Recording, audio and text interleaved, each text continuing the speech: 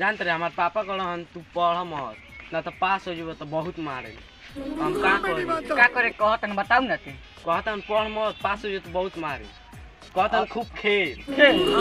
कौन बाप करे कहता खेले के हां हम सोचे तनी हमहू खेली अब तू और ही आसाने बाबूरी ना खेले पास हो हम तो मारे लगे रोहित शर्मा से मिली चले के मनोज वाला मीटिंग कर ले का करे के हां चल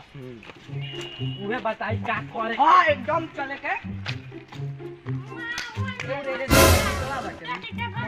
आओ तो भाई बैठो सो अकेले बैठल बानी हां भाई कैसे आइलो अरे यार का भइलो ई तो पी ले ढेर है आबे जे भाई ए भाई का सुनबे अते हूं हमरे बाप लोग कहता लोग कि जा तू खूब खेल पढ़ मत पढ़बा तो पास हो जइबो अब का करी के हम हमार खूब गेम खेले में मन लागत है पढ़न तो हमार बाप खूब मरी बात तो तोरो सही बा सुबह देख कबे तोर बाप तो बढ़िया बना हमार बाप कहतन दारू पी सिगरेट पी नशा पताई कर तबे ना जिंदगी में पीछे बढ़बे बात तो सही बा मन जीतवा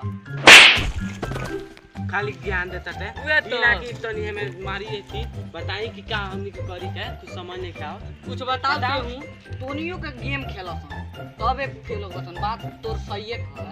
सही खतरा कर ना तो बाप बहुत ना सक तोर बाप सही खतरा कर हां बुढ़ी जाके घरे 4 गो बियर के बोतल खरीद के ले आनी ए बुढ़ी हमनी के 4 जना रहनी के गांव में एकदम भोकाल मन हां बुढ़ी जान लेकिन मनोजवा नहीं खाना तो एकदम पूरा भोकाल मचा देते जानत रे एगो लड़का के तनी से फूट गई रह तन खून पड़त हम ईटा सुटा के पूरा फोड़ ओ यार हम जुगन तोर साथवा